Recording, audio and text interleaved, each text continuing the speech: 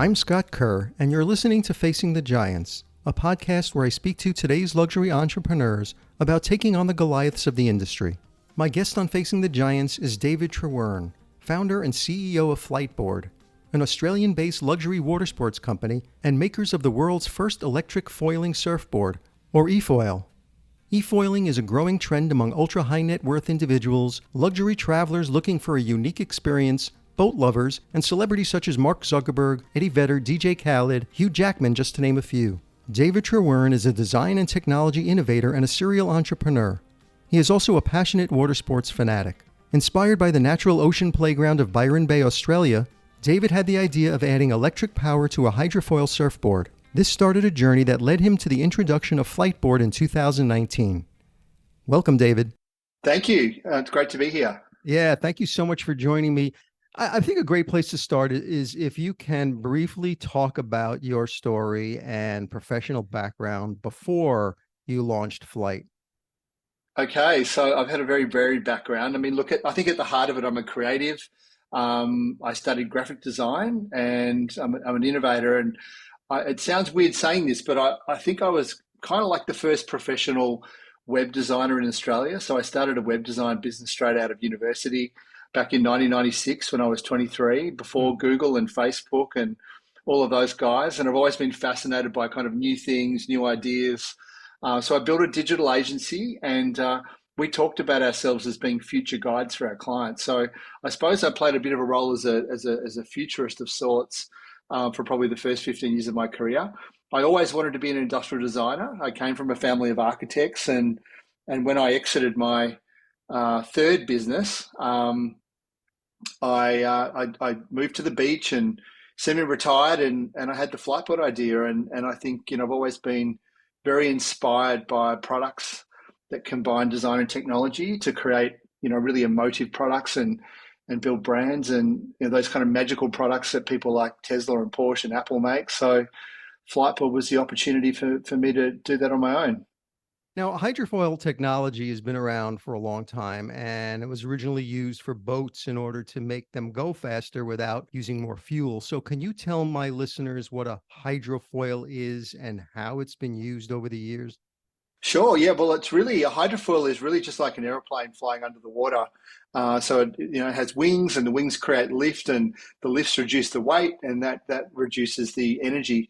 So I think that some of the stats that I've seen is you can get away with as much as 17 times, a 17th of the energy when you're using a hydrofoil than a planing hull, depending upon the speed and the weight and everything else. And I think this is really one of my own personal observations, but I haven't researched this, but hydrofoils are present in nature. So we've got humpback whales that migrate up the coast of Australia, past where I live in Byron Bay, and those humpback whales have 6-meter long pectoral fins, and they migrate thousands of kilometers with very little food. And I'm pretty sure they do that because their wings are shaped like an airplane wing. They have an aerofoil section, and so they're really gliding weightlessly through the water. So hydrofoils are incredible, just like plane flying in the sky. It's like a plane flying underwater. And I think, they've been added to boats going back, decades, and more recently surfboards, with Laird Hamilton was the first to take an air chair and put snowboard bindings on an air chair, right, which is a hydrofoil behind a boat. And that led to, different forms of foiling, kite foiling, which is what I used to be into, and now to e-foiling. So when did foil surfing as a sport actually come into the picture? I think and I've spent some time with Laird, and I think it was probably 20 years ago or more when he first put a hydrofoil on a surfboard. I was probably one of the early people to kite foil and got into kite foil racing. That was probably 10 or 12 years ago. It didn't really take off until carbon fiber production became commonplace, because hydrofoils were really heavy. They've got to be really strong and stiff. And so that really limited their use in the market. And so it's probably only been in the last 6 or 7 years that hydrofoiling has really taken off, with kite surfing and windsurfing, and more recently surfing in the last few years. People like Kai Lenny, really pioneering some of those sports, and Robbie Nash and a range of different people crossing over from windsurfing and kite surfing and surfing. Hydrofoils powered by a battery pack already existed when you launched Flite. So, what business opportunity did you see in the space that motivated you to start the company? Well, a bit of a correction there. When I had the idea to put a motor on my kite foil, I'd never seen anything like it, and there was nothing that existed like that on the web or in the public domain. It was a completely original idea that I had back in 2015, and it took me a while to get organised. And by the time it was probably around 6 to 9 months later that I saw. I did a lot of searching online, and there was nothing like that. And other than a kind of a craft like a boat that you kneel on, Right. with a hydrofoil, which I again didn't find for probably a year after. And so, we've got another competitor. They launched to market a couple of months before us when we were working on our design, and that really motivated us to. I think the words I use we're not going to be first, so we've got to be the best, and really, earn our place in the world by doing, adding a whole lot of new innovations with a lot of the ideas we came up with for Fliteboard, with, the flight box, we call it, and the unibody fuselage, and adding a GPS and trip computer and a whole lot of safety features like a tilt detection system that can detect when the board's at a certain angle and cut the motor. So a lot of innovations we came up with, on the way to launching to market. So, why did you see there was a business opportunity? Well, you know what? I didn't initially. I really just wanted to make one for myself, and that's the absolute truth. And in fact, my wife said to me, "David, you burn out. You're not starting another business." And I said, "Don't worry, it's just for me and my friends and I." And I had a couple of mates, and we just wanted to get out on the water and without any need for wind or waves. And so that's really what inspired me. And it wasn't until I put a video up on the web, it got a couple of million views very quickly, and then I was picked up by the news, and I was interviewed on the news and the Today Show, and I started getting, I set up a website. My son came up with the name Fliteboard. My brother developed the website, and we got about 11,000 emails over the space of about 3 months from people saying things like, I don't care what this costs. I want to buy one. When can I buy one? So that really, motivated me to then start a business after the initial idea, which is really to create something cool for myself. So, when you launched the business early on, who did you envision would buy a Flite board?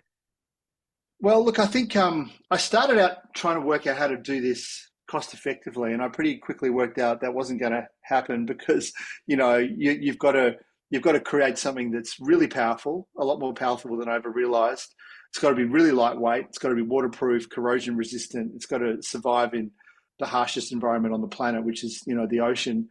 So I worked out the only way to really do this properly and safely is to do it, take it to level 11. And through that process, I ended up on a family holiday on a yacht in the Mediterranean, as a bit of a reward for exiting my previous business with the family. And I was sitting in that environment thinking, this is the perfect environment for this thing I've come up with, because in the Mediterranean, you've got flat water, and I couldn't get out of my kite foil, and there wasn't any waves, and the perfect environment. So that's when I really went down the path of trying to create a luxury product, and really, all of that kind of design background came back, and wanting to use the best materials and craftsmanship, and creating a design that was really iconic and emotive, like the experience of riding a Fliteboard. And where did you find a designer to create the prototype? Or was that you? That was me, yeah. The first prototype I created on my own. Taught myself CAD. I bought a 3D printer and ordered parts off the internet. Again, I was sort of semi-retired, so I had time to tinker. And I got that first prototype working, and then it kind of blew my mind. I didn't expect it to be as good as it was. And then I had the problem of, well, how do I do this properly? And the bit I was stuck on was the remote. I didn't know how to create a remote. So that's when I Googled industrial designers in Byron Bay and found an industrial design company and called Catapult, and we worked with them, and still work with them today to some extent. And they really helped me sort of take the board to market and commercialize as we built our own internal team as well. How many versions did you have to go through before you landed on the final design? Look, a lot. Like in some ways, it's a bit of a mixed bag. I mean, the first prototype I made probably rode quite similarly to the current flight board, but certainly went through lots of iterations with boards, a lot of iterations with batteries. I think we redesigned the battery housing completely probably 7 times. It just wasn't strong and robust enough and waterproof enough. A lot of iteration around eventually with the foil itself and the electronics and the software is, we're into hundreds of versions of the software. So it's, it's been a real journey. So while surfing requires a big wave to get going and wakeboarding relies on a boat to tow the rider, hydrofoiling uses a wing-like structure, as you're talking about, under the surface of the water to create lift. Yeah, well, you pull the trigger and the propeller turns and gets you moving. And then you go from displacing water to planing, where the board's skimming across the surface. And once you're at planing speed, basically different wings have a different takeoff speed, just like an airplane. So, for example, we've got 12 different front wings and they all ride quite differently and customers can change their ride. Our biggest wing will take off at around 13, 14 kilometers an hour. So let's say, 8 or 9 miles per hour, something like that. Some of the smaller wings have a higher takeoff speed. So once you're going at takeoff speed, then you're just shifting your weight back to change the angle of this little airplane under the water that then makes you start to rise up. And then you've got to balance it. You've got to keep it flying level by using your weight. Shifting your weight forward will bring the nose of the board down, and shifting your weight back will bring it up. And it's very, very subtle. And it's quite amazing the way that it works. And it's a bit like sailing, where you have to. People see videos and think it looks boring, but you're actively trimming the whole time, and people tell us it's one of the most exciting things I've ever done. So it's more exciting than it looks. Is it easier or harder than just regular surfing? Oh, much, much easier. I mean, I've been trying to surf since I was a kid, and I wouldn't call myself a good surfer. I've taught hundreds, if not thousands, of people to fliteboard, and I think I've got everybody up and foiling in probably no more than 45 minutes. We've got customers in their late 70s, and I was talking to one the other day who was telling me how much he loves his fliteboard and how he's trying to get a lot of his mid-70s friends into fliteboarding, who initially resist and say, I can't do that, I'm in my 70s. And the ones that are a little bit fitter are still active and so forth. He's been able to get some of them out riding with him, and he believes that it's actually something that can de-age you. He feels like he's getting younger from being in that flow state and being out balancing on the water and being out in nature like that. And what speed can it get up to? Yeah, I think the fastest speed one of our team riders has got up to is about 58 kilometers an hour, which is 30 something knots. And so, yeah, look, it's you don't really need to go fast for the hydrofoil to be exciting, So generally, and again, I'm thinking US here, so we're working in kilometers here in Australia. But I'm usually riding at sort of 25 kilometers an hour. And the faster you go, the more exciting it gets, but the more kind of locked in it gets as well. And you can sort of throw the board around a lot more when you're riding a little bit slower. And how long does a battery typically last?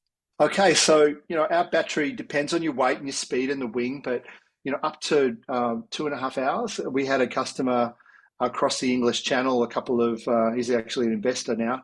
He crossed the English Channel a couple of years ago on one charge, so from France to the UK, and which is about 40 kilometers. So, and he landed in the UK with about 3% battery left. So that was, and it was pretty rough out there as well. So that was kind of a record that he set. When I first heard about you and Fliteboard, the first thing I thought about was the infamous viral video from July 4th, 2021 of Facebook's Mark Zuckerberg hydrofoiling on a body of water and holding an American flag. And I think that kind of introduced foiling to the rest of the world too, who didn't know about it.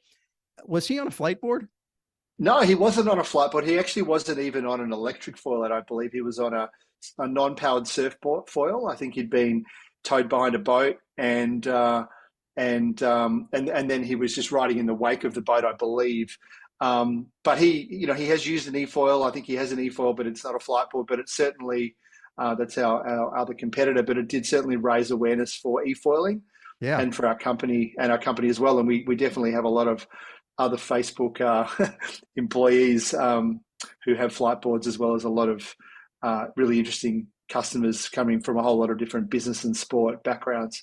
It looks like the price for a Fliteboard ranges from 10,000 US dollars to about 20,000 US dollars, depending on the model that you buy. Why is it so expensive?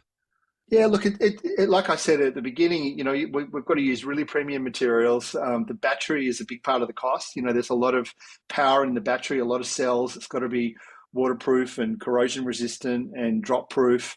And it's got to be able to handle being dumped by we've had people riding the giant waves in Nazare and riding giant waves in Hawaii, and their boards getting dumped in the surf, and they've got to be able to withstand that. And then, you're using carbon fiber, which is really requires hand building.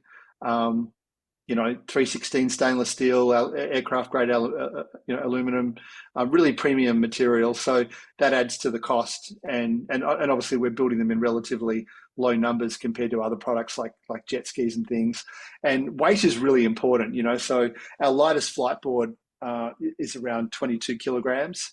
I think it's 40 something pounds. So, it's compared to a jet ski that might be 10 times that weight. So with lightweight comes premium materials, and it's more expensive to build things light and powerful. Now that you've been out there for a few years, what is the profile of your typical customer? Like, who are they and what appeals to them about foiling and your brand in particular? Yeah, sure. Look, initially it was customers buying straight over the internet, probably typically males, 40 to 60, very wealthy, entrepreneurs, professionals, people that are adventurous and innovative, and they've got the financial means to just hit buy on the website. And what they're all looking for is that feeling of freedom and escape from a really busy life. We've got a lot of really high profile customers, from the founders of Shopify to all sorts of people, Eddie Vedder and rock stars. Right. I think I saw Chris Martin from Coldplay out last week on a Fliteboard in Europe, and Formula One drivers, and I think it gives them and me, the same feeling of kind of like this Zen flow state, being present in nature, escaping from everything, and just really feeling alive, out on the ocean. And it's a little bit like I'd imagine, riding a Harley Davidson, except for people that love the water. So that's where we started. Over time, it's progressed, and we've now got much younger customers who don't have the same financial means, but they're excited about this new sport, and they might have tried it with a friend or family member. And then in the last year, we've seen a lot more women come into the sport as well. And the more we see women posting videos online, the more women are buying Fliteboards, and they're realizing that's something that they can do as well and really enjoy. And in actual fact, I find that teaching women is much easier than teaching men. And, there's a subtle kind of balance skill, and it's really probably more like yoga than surfing in a lot of ways. And so, we're now attracting a much more diverse audience as the sport grows. Are you finding super yacht owners purchasing it as like toys for their boats? Absolutely. Like in particularly in Europe, in the Mediterranean, that's probably 70% of our market. In the US, the lake market is a big market for us, but certainly super yachts. It's probably more uncommon than not for a super yacht not to have a Fliteboard on board, particularly a large charter yacht. It's become the kind of go-to thing to have on a super yacht, and in the Mediterranean, Flite is definitely the number one brand. I want to talk about your business model. So are you planning to take a page out of the Tesla playbook, entering at the high end of the market where customers are prepared to pay a premium, and then drive down market with lower price models to increase volume? Yes. I mean, and the answer to that is definitely yes. I mean, I think with something like this, it makes a lot of sense to start off just trying to make the best product you can, to build the market and build your reputation and build a brand. And having lower volume, having a higher quality product in lower volume makes a lot more sense. It's a lot less risky than trying to compete on price, with large volume in an unproven market. So absolutely, we started out, the goal was just to make the best product we possibly could. And as we grow, the goal is to take that experience to more and more people by using clever design and engineering to create less expensive options, and we have done that. I think our starting price is now around 9,000 US, and it was about 13,000 a couple of years ago. We've got a range now where we're making the premium products more premium each year, and we're also making products that are more accessible as well. Can you share how many Fliteboards you've sold to date? Yeah, no, we actually a couple of weeks ago we sold our 10,000th Fliteboard. I have trouble saying that, so that's exciting. So there's a lot of boards out there, and they get used a lot too. So we've got an app that allows our riders to download their data. It goes into the cloud, and we've got about 120,000 rides in the cloud, and we think only probably 35% of our customers are using the app. So there's probably 400,000 rides in the cloud from 10,000 boards, and so the boards get used a lot too. Compared to a jet ski that might only get used a couple of times a month. We've got customers that are telling us that they're using their boards multiple times per week. So people really love them and use them a lot, and it's become the kind of default, the go-to kind of passion sport for a lot of our customers. And you said you have an app as part of this. Is this app also used for community purposes? Yeah, it is. Yeah, and it's going more that way. So you can do software updates. You can replay your ride, and it's tracking about 30 parameters a couple of times a second. Pitch, roll, yaw, speed, power, battery temperature, and then those rides. We've got leaderboards. So that's the community aspect, and so you can see who's done the most riding this week, who's done the longest ride, and we've got what I'm really into is going out and catching waves and turning off the motor and then surfing on the wave without the motor, and the board will actually track how many waves you caught and what your longest wave was, and we have a leaderboard for that too, which has become really competitive. We've got people out there now catching, riding for 2 kilometers unpowered without the motor running, which is really exciting. And what regions of the world are driving most of your sales? Look, probably the US is obviously, that's our biggest market by far, and that's probably just under 50% of our sales. Europe is probably 40% of our sales, and the rest of the world, including Australia, where we started, is about 10%. So, more than 95% of our boards that we build, are going to outside of Australia and primarily to the US. Make believe I bought my first Fliteboard, which I would like to do someday. What kind of skills are required to learn how to e-foil, and how do I learn how to ride one? So we have about 330 partners around the world that and many of those do lessons. They what we call flight schools, and they're available on our website. And so the best way to learn is to go and have a lesson. It's just a few little pointers here and there and tips, and we're usually getting people up and foiling again in half an hour or 45 minutes. Most of our 10,000 customers have learned on their own. We've got a great video on YouTube. You can Google how to Fliteboard and you'll see it. It's had a couple of million views, and it's a really great video. And so teaching yourself is what most people do, but it definitely that'll take a little bit longer. Might take a couple of sessions, but it's enjoyable. It's a new challenge, something new to learn. The main thing is choosing the right conditions, nice flat water, and just taking your time and following the kind of advice and safety tips on the video. But yeah, a lesson's a great way to do it. And honestly, anybody can do it. I mean, I was out in Malibu with a design judge. We've won a lot of design awards, and I got him out on the Fliteboard, and I remember saying to him, "Have you ever skateboarded?" And he said, "No." Snowboarded? No. Skied? No. Surfed? No. And I said to him, "Have you ever stood on a moving object?" And he said, "A London bus." And I said, "I think I can work with that." and sure enough, he was up and Fliteboarding 45 minutes later. So that was for a TV show called California by Design, focusing on, and he was a design judge. So yeah, London bus was his prior skill, and he was up and Fliteboarding and loving it.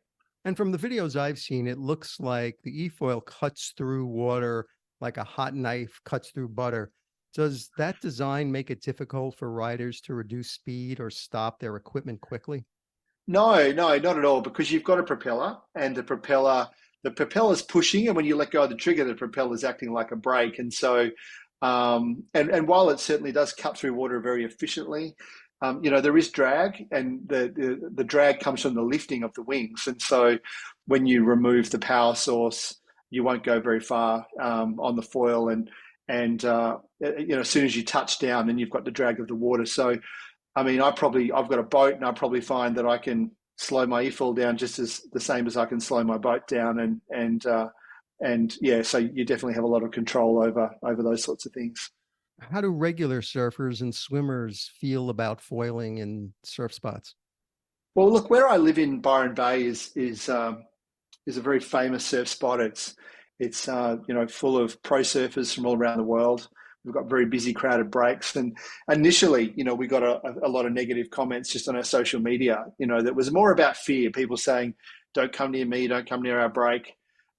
In reality, in the 6 or 7 years or so that I've been flightboarding in Byron Bay, I've never had an incident where anyone said anything to me or had any problem, because the reality is that we don't need to go where the surfers are, and we can go anywhere. We've got the whole ocean, and so there's this perception, I think, initially that surfers had, that we're going to be in the lineup, as it's called, and we're going to be, queuing up to get the waves. When you take off on a surfboard, you've got to take off at a very specific part of the wave.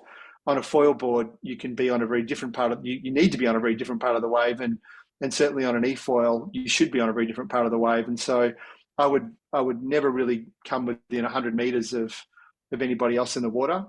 And it's really important that anybody on an e-foil is you've got good visibility. You're up nice and high, and you're not creating any wake, and there's no noise. And so, compared to a boat or a jet ski, you've got much better visibility and control, and ability to see swimmers and surfers, and make sure you stay right away from them.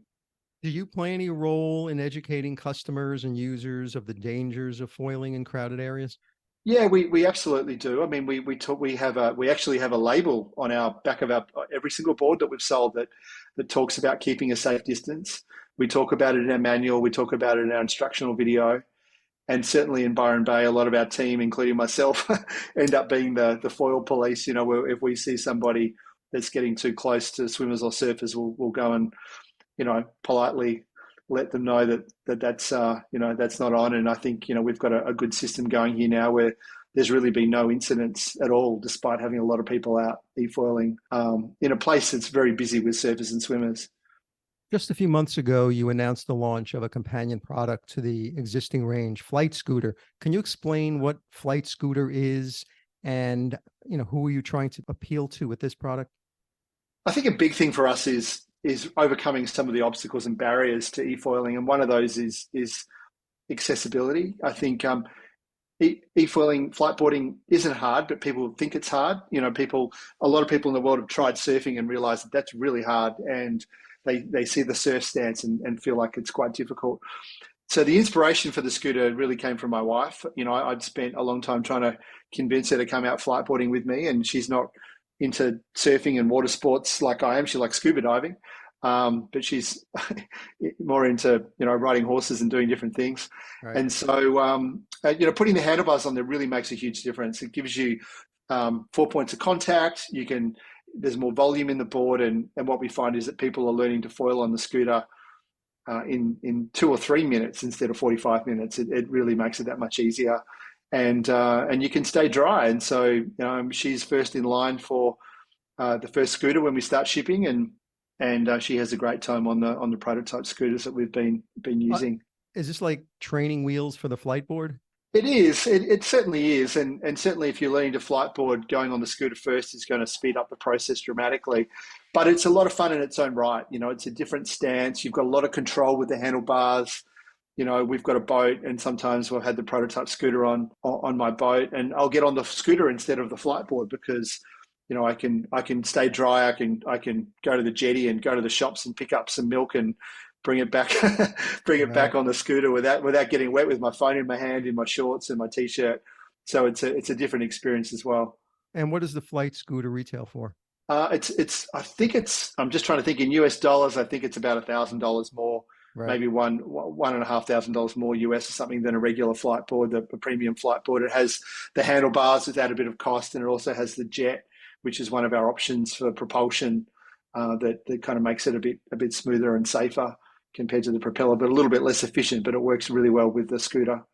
I've seen your digital campaign display and video creator for Fliteboard and Flitescooter, the latter with a tagline, "Now everyone can fly." Where are these ads running, and who are you targeting with this campaign? Yeah, well, look, I think a lot of companies are making new and innovative products. For us, it's about exposing the product to people that don't know that exists. So social media is really great for that. for discovery, for people to discover these new products when it pops up on their feed. So we use social media extensively, as do a lot of other similar products. And who we're targeting, we're targeting people that are adventurous and outgoing, that are into similar sports, whether it be snow skiing, water skiing, luxury holidays, yachting, boating, all those kinds of things where we can identify those sort of customers this is going to be the most relevant to, who are going to they're going to see the ad and they're going to like seeing the ad because it's something that's of interest to them. How do you see Flite growing over the next 10 years? Will you be focusing more on innovating in technology or rolling out new electric hydrofoil product designs? Absolutely, a bit of both. I think, look, the last 1 to 2 years has been a really creative period for the business. The first 3 or 4 years was very busy just getting the first boards out the door and establishing systems and processes and hiring a team and building our team in the US and Europe. And then the last couple of years, I've really been able to focus again with our R&D team on new products. So, we've got more exciting things to launch in the next sort of 12 months than we've probably launched in the last 3 years. So there's a lot of great stuff coming out. Some of those things, actually the majority of them are really pushing into new areas, different types of products like the scooter that don't necessarily cannibalize or compete with the core Fliteboard product. And we're pushing it in different directions. So we're always trying to create the best product we can without compromise in that premium space. And we also, like the scooter, want to continue to make products that are more accessible and also more affordable, and also products that are really exciting to use in the surf as well, because foils are great in the surf, and it's a long way to go, I think, for all these products to continue to evolve. And stay tuned. David Trewern, founder and CEO of Fliteboard, thank you so much for joining me on the show. Best of luck with everything. Thank you very much. Absolute pleasure. Great talking to you.